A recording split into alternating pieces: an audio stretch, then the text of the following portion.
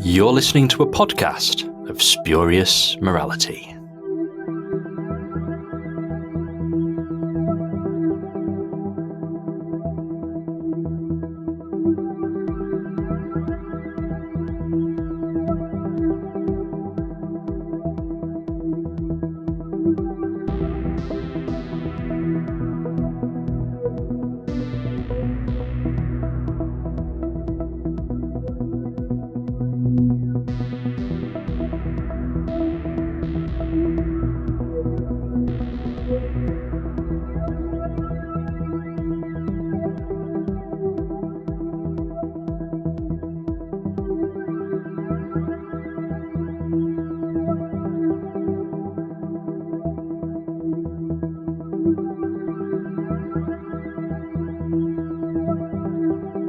Hello and welcome to a podcast of Spurious Morality. I'm Johnstone and I have Gareth with me this week. Hello Gareth. Hiya. And we're carrying on with 275, so we're making our way through the monthly range rather quite well now. It feels like we've got a bit of momentum here. We've introduced the Eighth Doctor. We sort of talked about him last time and his first 4 adventures, and today we're going to look at 4 more. So we're going to be doing Lugaroo, Dustbreeding, Bloodtide, and Project Twilight. So we get at least 1 of each of the Doctor, and we actually get 2 Evelyn stories on the bounce, which is quite nice, because I think that Evelyn has been a victim of kind of what they've chosen to do for the previous 10 releases. They did all the sidesteps and that kind of thing, and then we had 4 releases of Eighth Doctor adventures. So I feel like I've missed Evelyn. I feel like I've not spoken about her for a while. And I don't know about you, Gareth, but I think the Sixth Doctor and Evelyn are already sort of the clear highlight of this range. That's kind of how I'm feeling at this stage. Yeah, I mean it's sort of the best and clearest kind of idea they've had to be like, what new thing can we do with this? Because it's all well and good, and you know, it is a good thing to go, let's revisit these characters that everybody likes. If you can get the actors back, all the better. But it is really nice that they can do something brand new. And like, well, even the Eighth Doctor is in a sense revisiting something. It's kind of rediscovering something we'd lost. Whereas with Evelyn, they've had to go, let's essentially build this from the ground up. And they got the right casting. They wrote her well. She's one of those characters a little bit like Bernice Summerfield, who kind of just bounces off of anybody. So put her into any situation and you sort of, I would think, good dialogue kind of comes along quite naturally. We do have a few releases where it seems like they're a little uncertain what to do with her. You know, for example, there's like Spectre of Lanyon Moor, where it was apparently originally going to be Tom and Liz. But yeah, on the whole, she's sort of a guarantee of quality, and we've got some very good kind of stories for Evelyn here. Obviously, we'll get into it. One of them, I think, is written very well for her. The other one, I'm kind of in 2 minds, but it becomes very relevant later on. So yeah, you can see it's already kind of paying dividends, really. Yeah, I guess we've got one sort of character focused and one maybe a little bit more storyline focused with her to talk about today. But before we talk about the Sixth Doctor and Evelyn, shall we talk about the Fifth and Seventh Doctors? So, story number 20 is Lugaroo. Mark Platt wrote it. It's Fifth Doctor and Turlough. We've already talked about this. Sort of, we didn't really get it on telly, but we're really enjoying them at Big Finish pairings. So, what do you think of this one? All right. Doctor Who versus Werewolves suggests a certain kind of story, probably involving Tom Baker on a Gothic moor. We get something rather different from Mark Platt, which is to be expected, really. Platt's scripts tend to be huge on ideas, bordering on dense. Lugaroo is almost a sort of melodrama about a vengeful werewolf suitor stalking his intended.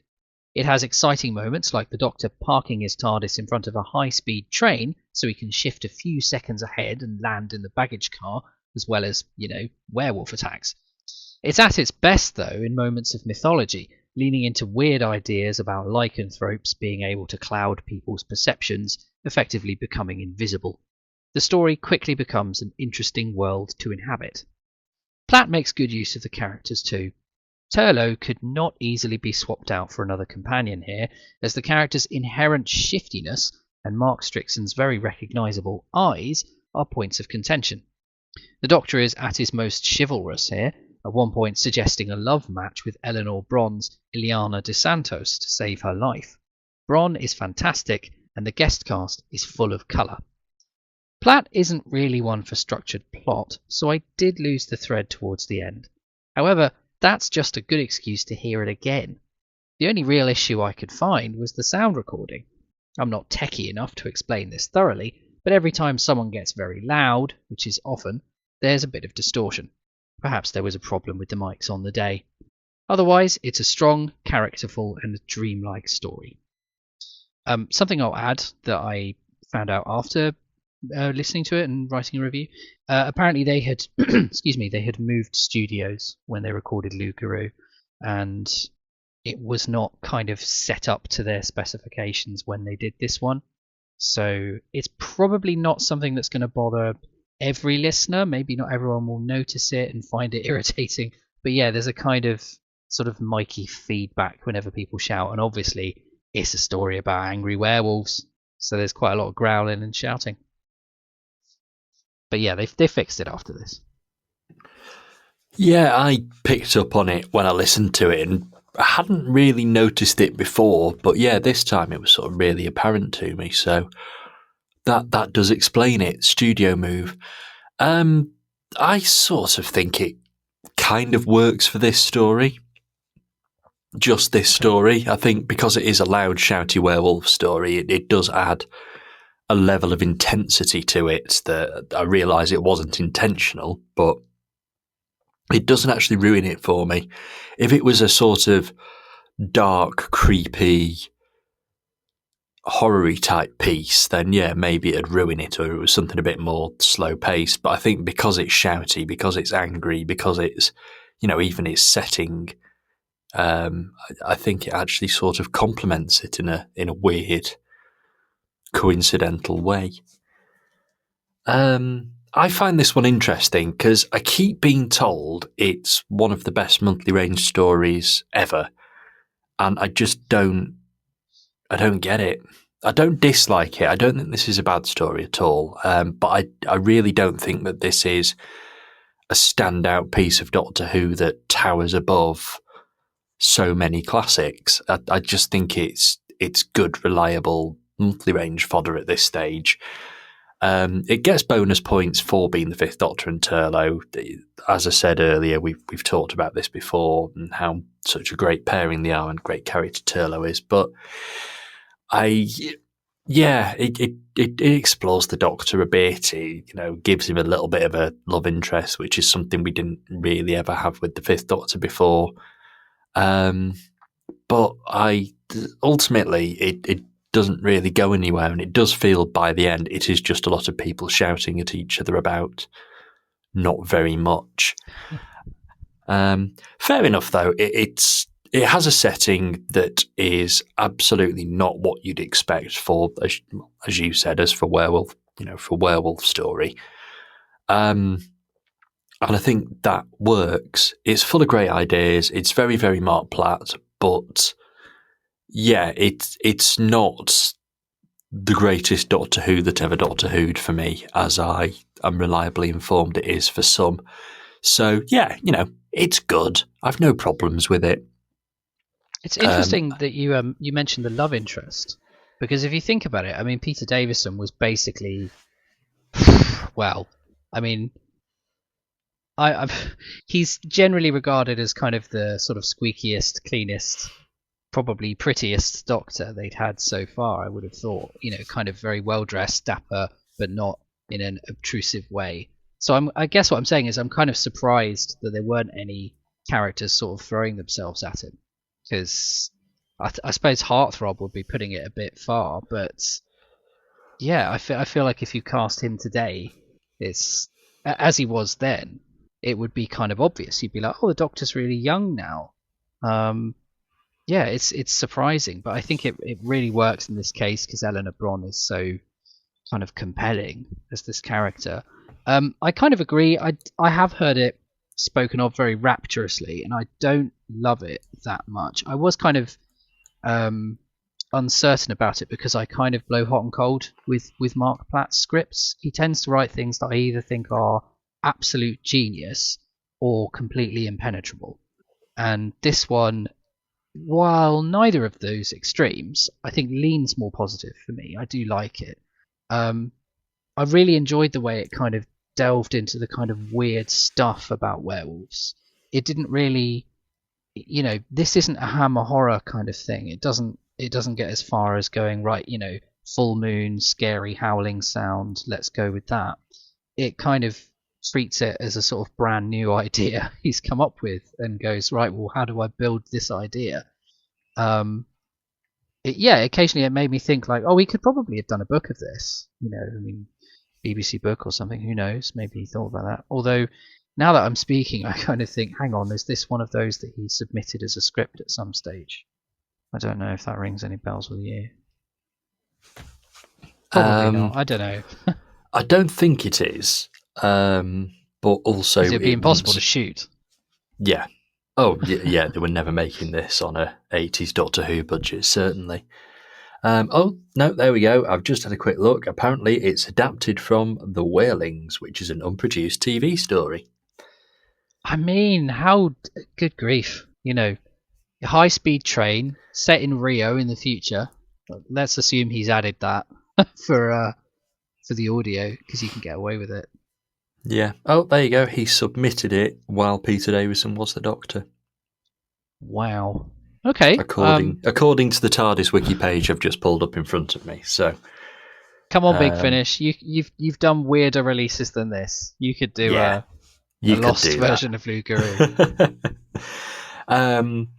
One thing that I have to admit I only spotted relatively recently, and one thing that constantly surprises the internet whenever they hear about it, is there is a wolf on the cover in front of the mountain. It's just very, very sort of cleverly kind of camouflaged against the rock. I don't know if you've ever sort of noticed that or not noticed that or whatever, but I don't it's a think good I cover. have. Yeah, I'm just gonna hang on. Give me a second. I'm just gonna. It's one of those once you see it, you can't unsee it type things. Yeah. So you've got the hill with the statue on top, and there's a wolf just in front of it. That's very unobtrusive, isn't it? Yeah. Yeah. This is great on our. This is great on our audio only podcast, isn't it? Trust us, it looks really good. Great material. But if you are listening, give the Loop Guru cover a Google, because there's a massive bloody wolf on there that I, like I say, have only spotted fairly recently, and I'm told other people had no idea about as well. It's a good bit of cover art. In fact, it could be the best bit of cover art we've had so far, this. We're moving away from just stick a photo of Pete and Mark on the cover, aren't we? Yeah, it kind of fades them out a little bit in a way that's not trying to sort of, nothing wrong with it. It's not trying to capitalize on, bam, here's a picture of two actors. It's kind of pushing them into the background a little bit more. Yeah. Yeah, but it's one thing I have noticed and haven't really discussed, but the covers for the first sort of 10, 15, they're a bit ropey in places. We're definitely moving into better cover territory now. Yeah, I mean, at some point, and this feels like it might be a Mandela effect, so apologies if it's just wrong, but I'm pretty sure they changed the font for the titles of these stories. They were kind of thicker, and then they made them kind of more sort of, how the Tom Baker years, you got to like season 16 and suddenly the titles started getting a bit thin. Kind of looked like that. Yes.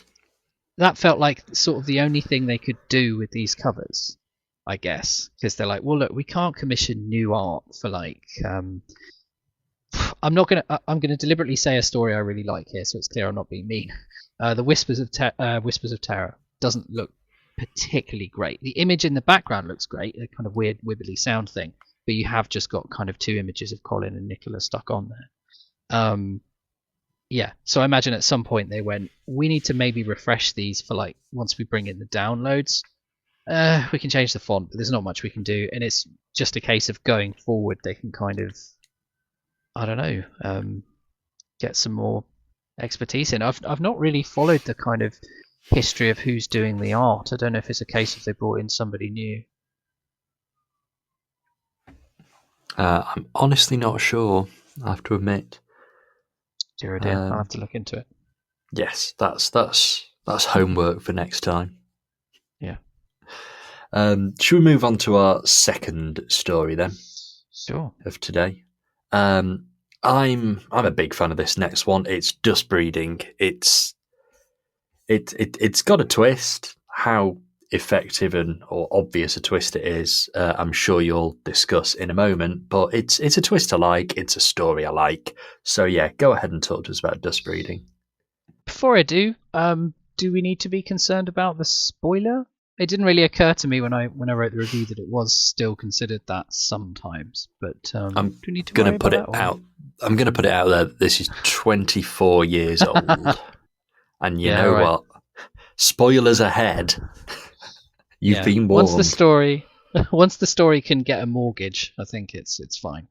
Okay, so dust breeding then. Mike Tucker returns with a bag full of tricks that contains Munch's the Scream, a planet covered in murderous dust, a disembodied nightmare creature, the Krill from his novel Storm Harvest, the Master, ding ding, Dalek ghosts, and Bev Tarrant from the Genocide Machine. I'll start with the obvious. There's too many cooks here. These ideas and characters all have value, but when you pile them up, it gets cluttered. For example, having the Krill diminishes the Master. Also, the Krill struggle on audio. At least in prose, you can get away with describing the spectacular carnage. Here, they're just growling noises. Having either or both of these antagonists makes the disembodied dust monster seem less threatening as well. Pick a lane. The Master's involvement was a big surprise at the time. You had to be there because nowadays picking up an audio where Jeffrey Beavers uses an anagram for a name, it's sort of expected. Due to contractual disputes with Anthony Ainley, Beavers is now canonically a post-survival Master, setting him up to face whichever Doctor he likes. Beavers is marvellous, obviously, but there isn't much call for a battle of wits with the Doctor. He has some nice dialogue opposite Carol and John, and I liked the bit where the Doctor seemed happy for him to potentially get his body back. The Master also cropped up before this in Tucker's novel. I'll say that again, sorry. The Master also cropped up before this in Tucker's novel Prime Time. The characters had a similar uneasy camaraderie there. The Doctor and Ace don't have a lot to do, although Ace does have a run-in with a mad artist, which handily fills in a few minutes. Bev, whose voice sounds a bit similar to Ace, threatens to tread on the companion's toes, particularly in an eyebrow-raising scene where Ace wants to abandon somebody to the Krill, and it's Bev that insists they go back and help. The cast are all doing good or at least entertaining work. Caroline John is having heaps of fun, quite possibly too much, as an art broker with an outrageous accent, somewhere between Spain and Castle Dracula. Johnson Willis possibly outdoes her for camp as a mad and later possessed artist. I liked Ian Ricketts as Guthrie, a grizzled old figure stuck on this dusty world. He feels quite real and believably motivated. The soundscape is also very good at points. The detail of a desolate world literally filled with Dalek screams is surprisingly subtle and unnerving. As a story, though, dust breeding doesn't quite amount to anything. Action happens at appropriate and usually unsurprising intervals, and then it's quickly resolved. I couldn't help imagining a story that sheared away all the noise and just focused on Munch battling his demons instead.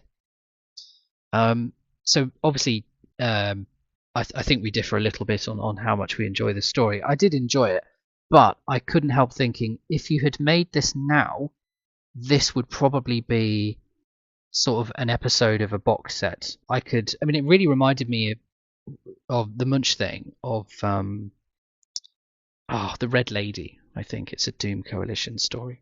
So yeah, I think to some extent I kind of started imagining the story about this guy banishing this monster into a painting and thinking, oh, that's a shame that we kind of skipped that. And just a small piece of trivia on this one as well. Obviously, it was a twist that the Master was in it, and that was a big deal. deservedly so. That's a serious, huge character to get back. And yes, people would have been on it when they saw Geoffrey Beevers was in there, even though he's only sort of on screen played the character in a couple episodes of The Keeper of Traken. But I believe from comments from Gary Russell that there was a sort of hope that because they had Caroline John there as well, and she wasn't playing anything familiar, she wasn't Liz, that they were kind of hoping people would sort of look at it and go, oh, they've got a husband and wife team in this show. That's and kind of laugh it off as sort of nepotism or stunt casting, and kind of go, well, they got Carol and John just because they can, and I guess they got Geoffrey Beevers just because they can. So sort of hiding it in plain sight, which I think is quite a neat piece of work, really. But anyway, sorry, over to yourself. How did you feel about it? See, I absolutely wasn't there at the time. I wasn't on with Big Finish yet at that point, so I never kind of had the experience of not knowing the Master was in this story. Like, don't tell me why, I have no idea. But when I first listened to it, I knew it was a Master story. But it was probably a good 10 years after its release when I first heard it. Yeah, it's not the best story ever, but it's good, and it uses the Master in a way that the Master should be used on his first appearance for Big Finish. He just turns up and is the Master for a bit. There's nothing big or clever. There's no attempt to analyse his character. That does come later a lot. But in this, he just turns up and decides he's just going to be a bit evil because he's the Master and that's what he does. And I really like that.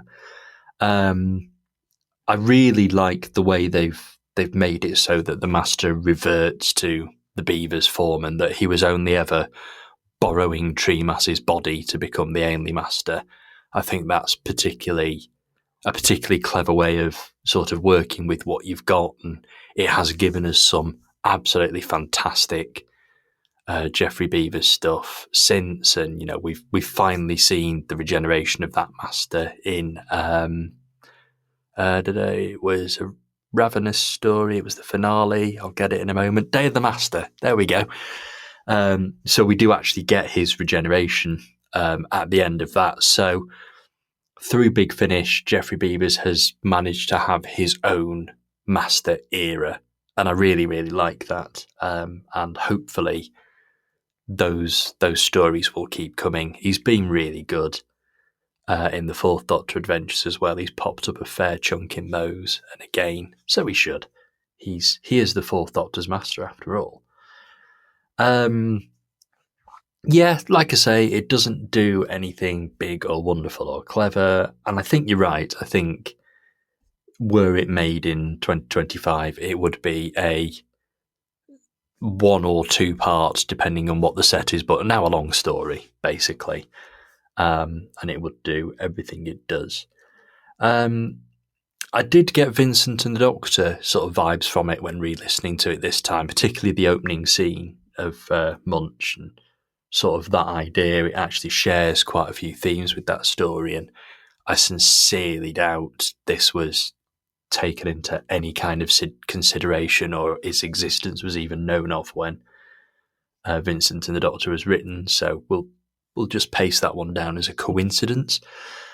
Yeah, that's kind of all I've got on it, really. It's there, it's good, it does what you want it to do. It's nice to see Bev again, and obviously Bev now spins off into the Benny series from this and becomes a regular in that for quite a long time. Good enough character, sort of wish she'd popped up to meet the Doctor and Ace a bit more, but the Doctor and Ace in the not too distant future are going to be doing very, very different things. It does sort of feel like the Seventh Doctor and Ace are on a trajectory that never quite gets completed here, because Hex comes in and we suddenly get tied up in story arcs, and what they're trying to do with Ace here is slightly different to what they eventually end up doing with Ace after the Harvest. This does get referenced, though, this story.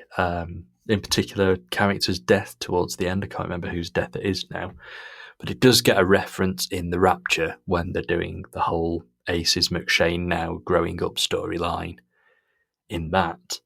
So it definitely sort of has a bit of an impact going forward, which, as I've said before, it feels like there's momentum in this Doctor Companion pairing in this early monthly range of Big Finish. They just kind of retune it when Hex comes along. So it does a bit. Also, Caroline John is great, regardless of accent. I've jokingly referred this to one as accent breeding before, because there's some corkers in there. But yeah, it's great to have Caroline John in this one, as well as Jeffrey Beavers, and I can absolutely see the logic, the bit of trivia you gave before and Gary Russell's thinking. I can totally see the logic of, Caroline John is the main guest star here, and she just happened to bring her husband along to the studio on the day, when actually, nope, it's built entirely around him. So yeah, I like it. It's good. It's carrying on what the range has already been doing with the Seventh Doctor and Ace, and it has some very, very memorable ideas, imagery, and moments. And Beavers is just fantastic as the Master. What a voice! Yeah, it's probably worth just underlining that a bit as well, because that's another thing that Big Finish did. We were just saying how nice it was that they'd created Evelyn. This is one of those things, for example, when you bring back Mel, or when you bring back the Sixth Doctor and you go, well, hang on, you could do a bit more with this. To go, it's sort of, I mean, like you say, with Anthony Ainley, they were kind of making, lemonade here. They were sort of, well, we've got some lemons. They can't get the current master. They haven't got a hope in hell of getting Eric Roberts, obviously, at this stage. So what do you do? And I don't know how they sort of came up with it. I mean, I guess they clearly knew Caroline John and Jeffrey Beavers. They had a decent enough connection there to get them on board. But if you were sort of a Doctor Who fan at the time, I don't know if there would have been any controversy to go, oh, we're going to get Jeffrey Beavers back for this, because people might rightly have gone, well, he was kind of just playing Peter Pratt's version, and he wasn't in it very much. So there might even have been a bit of pushback, I don't know. But if you watch The Keeper of Traken, it's kind of apparent that, and again, this is also true of Peter Pratt and The Deadly Assassin, it's basically a voice part.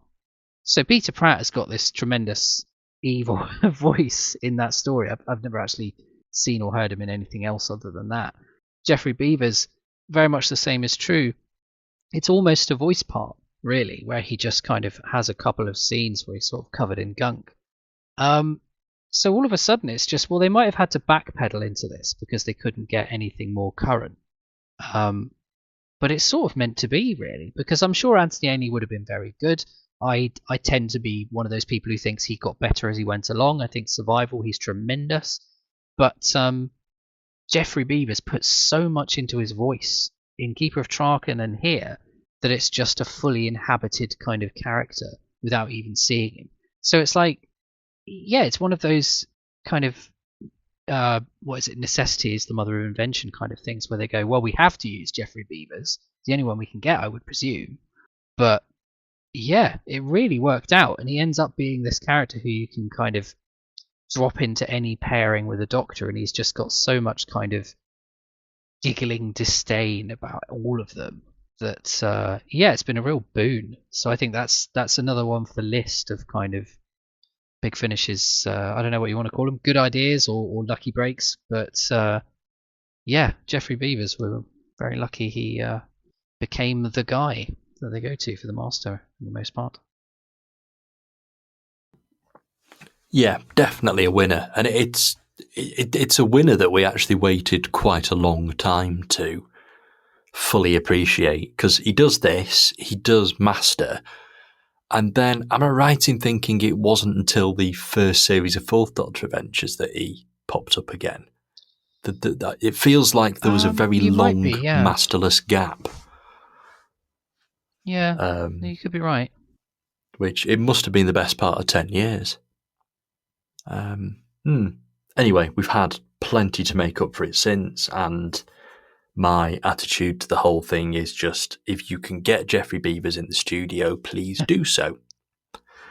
I think he elevates anything he's in. I think he elevates this story, actually. I think I far prefer it because it's this master than I would have done if it were any other. I think it just fits that particular incarnation. Should we move on? Sure. Okay, so we talked about this being a Evelyn-heavy episode, and that's because we have 2 Evelyn releases on the bounce. So, obviously, Big Finish were missing her as much as I was, or I have been. Blood Tide is our next one. This one does quite an awful lot. I'll let you go first, though, so go ahead. Okay. I might as well skip ahead. I love this one. Johnny Morris's first Big Finish script is as trad as it gets, in the best possible way. This story about Silurians encountering Charles Darwin, just as he's formulating his theory of evolution, makes a virtue of its setting, its historical characters, its monsters, even its companion, paying off a reference several releases earlier about Evelyn wanting to meet Darwin. It really grabs hold of the opportunity. The Silurians are as morally murky as ever, with one responsible for man's development whilst also being keen to curtail it, another sympathetic to him and then later to the humans instead. The best thing about this species has always been its complexity, and there's enough of that here, as the Silurians' moral code is challenged and broken. All of this neatly ties in with the themes of evolution and Darwin's story. Daniel Hogarth and Helen Goldwyn are great as Tulloch and Shivak, complemented rather than hindered by an uncanny Silurian voice effect. Perhaps the biggest takeaway is Miles Richardson's stellar turn as Darwin, since it led to his regular Big Finish gig as Irving Braxiatel. You need to overlook the rather fanciful speed of his theory making here, but then again, this is the Doctor Who version of events, not Wikipedia. The scene of Darwin needing to use a firm belief in order to stay alive, and gradually moving away from Christianity in favour of evolution, is a dramatic high point, although again it's an oversimplification of his views, but I don't mind, it works. It's another release where Colin Baker gives it his all, whether he needs to be funny, ridiculing Shivak's defence with "we were here first," or impassioned, that climactic Darwin scene. Maggie Stables is wonderful, with Evelyn holding her own against rough boatmen and using her wits with the Silurians. Jane Goddard adds another somewhat overripe accent to Big Finish's growing collection, but I've always found that it makes her character more memorable. As for the monsters, the Myrka has never looked better. Blood Tide feels like a genuine classic-era story, but there's something new about it as well, since the formula of Doctor inspires historical figure would become a fixture in New Who. Clearly, it works. I agree with you that it's sort of nice and trad and of its era, but this definitely wouldn't have been made in the 80s for, I think, a number of reasons. One being, they'd never have made the Galapagos look good in a studio or some woodland just outside London or whatever. They'd never have pulled it off. And secondly, I really don't think there'd have been so much religion versus science debate on 80s TV Doctor Who. I don't think they'd have wanted to touch it. But yeah, you're right. It is nice and trad. It does trad really well. It's, in terms of the Silurians, it is a bit of a rehash of what we've seen them do before. You know, this isn't anything wildly different, and they've done it since as well. I think Silurians and Sea Devils, ultimately, there is one story you can tell with them, and it's just a case of how well do you tell that story. That is the case with a lot of Doctor Who villains, I think. You know, I'm looking at you, Zygons, and that kind of thing. But I think this does do it really well, and sort of tying it to evolution and, you know, a period of history that was kind of rich with human advancement and discovery. It does work. And the Silurians do sound good. This is probably the best Silurians have sounded in Doctor Who, I think. in audio Doctor Who, I should hastily add.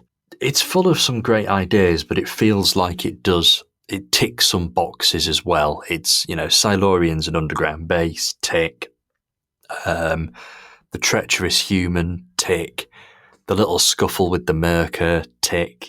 Doing the Myrka on audio, great idea. Actually quite a good concept. It just happened to look crap because they made Warriors of the Deep in a hurry. So, yeah, I'm all for its inclusion. I'm in complete agreement that Miles Richardson is the sort of highlight here. And you kind of answered my question in your review, actually. I was going to ask, do you know if Darwin or Braxiatel came first? But it sounds like it was Darwin. Is this his first time in Big Finish at all, then? Off the top of my head, I'm going to guess yes, but I don't know for certain. Fair enough. I've just had him down as one of those people that was always a regular from the beginning, like Lisa Bowerman and India Fisher and that kind of thing. It's funny that it took them this long to do Irving, because like Bernie Summerfield obviously was a pre-existing range. So, yes. Yeah, that's weird. And Braxiatel was an important part of it, even when we sort of joined Benny at Big Finish, because there were the Benny New Adventures that sort of followed the Doctor Who New Adventures, and I believe that's when she moves to the collection. If I recall correctly, she's already at the collection by the time Big Finish picks her up. Yeah, I think it was... they kind of retooled it, because with the Bernice novels obviously were the focus of the first few stories. And that was kind of based on the planet Della rather than the collection. So yeah, it came along probably quite soon in the run, I think, shunting her over to that. Yeah, fair enough. But yeah, Miles Richardson, definitely a good find, and it's great that he's more or less still regularly or semi-regularly working with Big Finish. Like, let's keep getting him involved. Let's do more Braxiatel, because it's such a fantastic character. Well, he's another one of those actors like Jeffrey Beavers, where there's just so much going on in the voice. Yes, absolutely. Yeah. Really, really sort of excellent vocal performance. So yeah, it's good. It's trad. It just sort of, it does do something interesting, and it does do something that Doctor Who would do an awful lot moving forward. But this could well be certainly one of the first times in terms of the whole influencing a historical figure thing. But yeah, it works. The Silurians fit in nicely. They don't feel shoehorned in. Darwin's a great sort of real historical figure to put up against the Silurians. In fact, I can't really think of any better. And it's a strong Evelyn story. Like, Evelyn has an awful lot to do. She's arguably more of a focus than the Doctor is for a good chunk of it. And just sort of going back to another thing you said, sort of the Doctor's reaction to the Silurians and the whole "we were here first" thing. The whole sort of grumpy, angry, cantankerous Sixth Doctor completely disappears the moment he meets Evelyn thing. It's a myth, isn't it? We still get some grumpy Sixie. Not a lot, but enough. The character settles, but he's not a complete teddy bear. And I quite like that he's still capable of bringing out the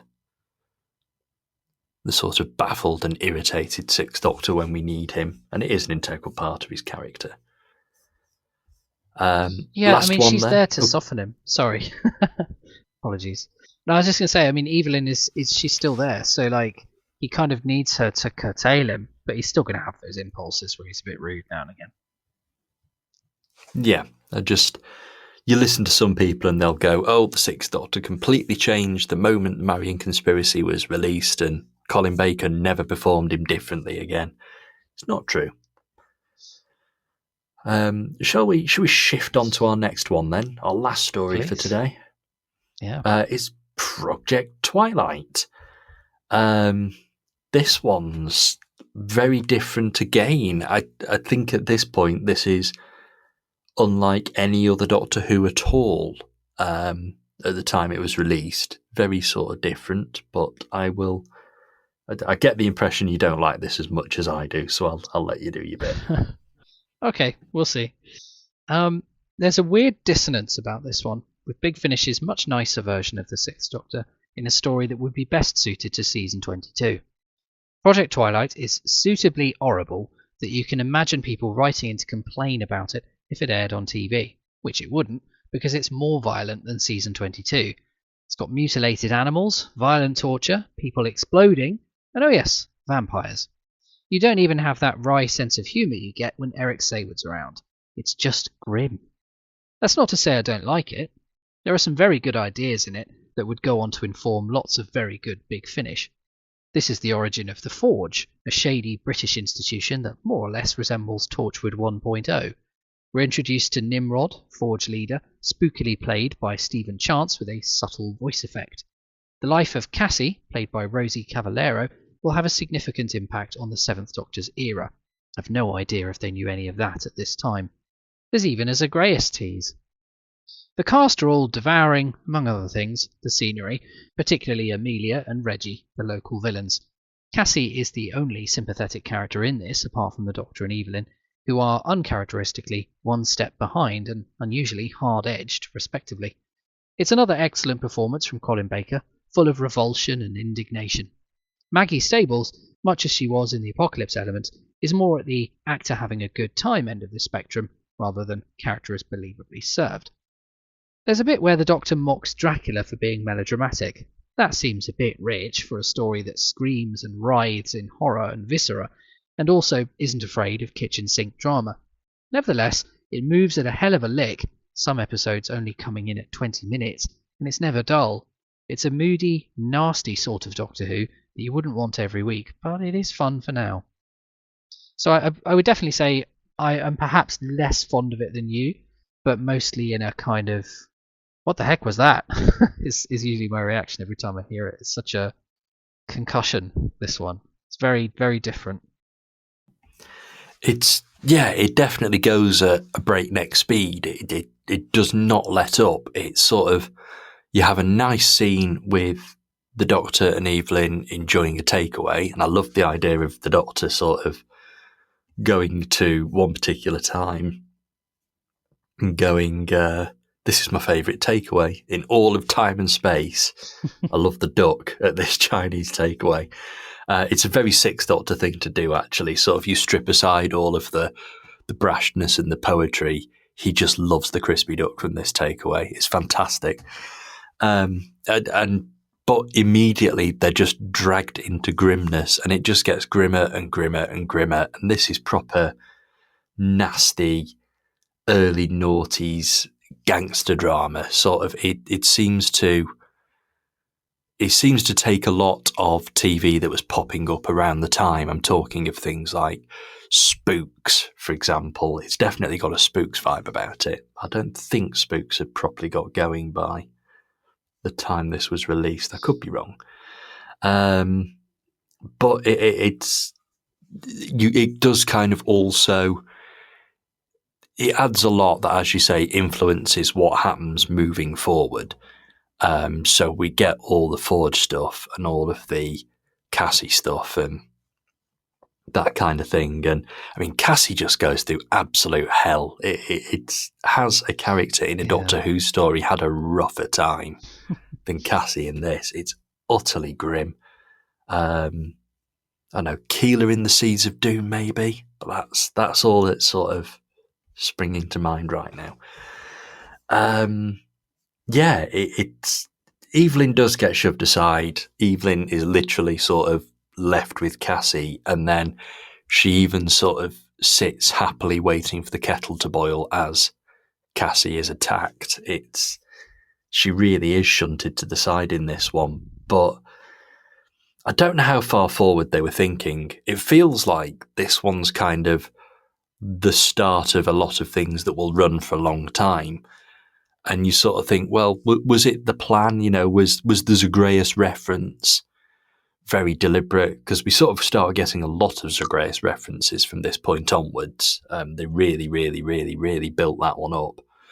But in terms of, Cassie and her son is actually Hex, and, we're going to have 2 more project stories, and we're going to have an entire Hex storyline and an entire Evelyn storyline that kind of spin out of this. I mean, ultimately, the events of this are a very easy line can be drawn from what happens here to Evelyn leaving the Doctor and even Evelyn's death much further down the line. So it feels like, looking back, it's the start of something massive. And with you, I'd be very, very curious as to how far ahead they were actually planning. Like, did they have any idea that one day a death in the family was going to come about? Something people would argue as being perhaps the best monthly range release, all because of what happens in this one. I'd be really curious to know sort of how advanced planned the Hex arc was. Or did they all just tie it together nicely as an afterthought? I'm tempted to say that it was the latter, because when you look at things like the Holy Terror, great story, most people love it, but didn't sell very well, and so we kind of didn't get any more Frobisher. I'm kind of tempted to say they probably weren't often looking that far ahead with these releases, because you'd have to kind of go, well, if it's off a cliff with listeners, then there's no need to pursue this. And things like Zagreus, at least they knew for certain the anniversary was coming right up, so they, one way or another, they had to do something about the anniversary, so they were comfortable going, right, we're going to do this Zagreus thing. So who knows how much they'd planned for even that, but they knew they had the character to some degree. But it's a very good question. I'm surprised it's not more widely known, the answer to that. So if anybody, I'm going to have to, I've got that Big Finish Inside storybook. I'll see if it's in there somewhere. But surely, you would like to think they planned it all out. But I mean, Hex isn't going to be here for quite some time. And when he is, the format of the stories is going to feel a little bit different. I mean, the Harvest ends up feeling quite a bit like sort of New Who style when that one arrives. So I'm skeptical that they had planned a great deal out, especially when you bear in mind what we've got here is a vampire story. So it's kind of a crazy genre exercise. The idea that you'd have long-term character ramifications coming out of that is quite a pleasant surprise, really, because you think, well, that story's gonna be a sort of a Halloween treat, and that'll probably be it. But no, this ends up being the kind of start of something huge. So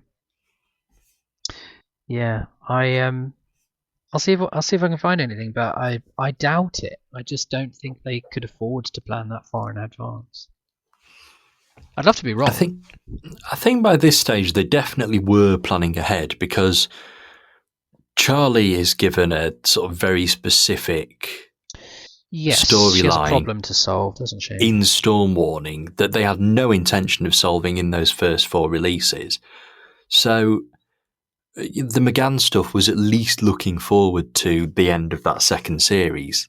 Charlie was set up with something that we didn't sort of properly visit till Neverland and properly resolve until Zagreus. And the fact that there's a Zagreus reference here as well tells me that, okay, we're on release 23 here.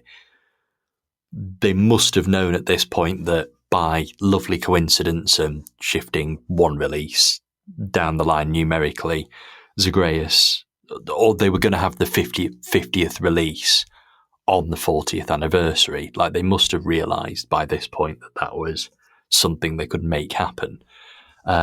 And I'm sure that was a coincidence. Like, no way did they plan 50 months ahead. But it just sort of there just seems to be the perhaps acceptance here that, okay, we've done 2 years worth of these releases now, and it looks like we're going to be able to continue for a while. Like, bear in mind at this stage, New Who wasn't even really a consideration. Was it 2003 that was confirmed officially? Yeah, that's when the news came out. So at this point, they must have gained the confidence to go, well, we've got our own Doctor now. We've sort of released 2 years worth of these almost, and anything that does seem to be ongoing seems to be working. I wonder if they did around this time have a sit down and go, right, okay, what are we going to look like in 2 years' time? What's our release schedule going to look like? How can we tie all of this together? And that allows for stuff like a Zagreus reference, and I don't think it's too far fetched to think that maybe actually they had planned Hex, and they had planned Hex as Cassie's child, because the story makes a point of stopping so that Cassie can talk about her little Tommy, just as loads and loads of horrible things are about to happen to her, which again, it's a classic dramatic device, isn't it? Oh, I can't wait to get home to see my son. Oh no, I've been killed. I'll never see my son. How dramatically tragic. But, was there a bit more than that going on, I guess, is my question. And it's probably one we could sit here debating for hours and hours on end. But I like to think that this is going somewhere deliberately, and I like to think that this and the Eighth Doctor stuff we've already discussed were very much the catalyst for Big Finish maybe realising they were around for a while. Also, at the end of the day, back then, and even now, they're entirely reliant on listeners. They are reliant on the metaphorical bums on seats. And one way to keep that going is ongoing storylines, make sure your listeners come back, make sure that they're interested in what's coming next. And I can totally see them kind of getting on board with that as a way of keeping that listenership up. Makes sense. But it's all speculation. But that's what we're here to do. So yeah, I think Project Twilight is absolutely great. I think it's great on its own. I love the vampire story. I love the gangsters. I love the fact that just for 1 month only we get extra violent Doctor Who. It's kind of what if I don't know, Philip Martin became the showrunner, or Eric Sayward was allowed to do whatever he wanted, or that kind of thing. This is quite possibly what Doctor Who would have ended up looking like, and I think that's a point. Had it not been cancelled in 1989, and had it continued to sort of grow up, become a little bit more mature, could this have been where it ended up by the late 90s? It's kind of a snapshot into what might have been had it carried on past Survival. Agreed. Possibly. Yeah. Possibly, anyway.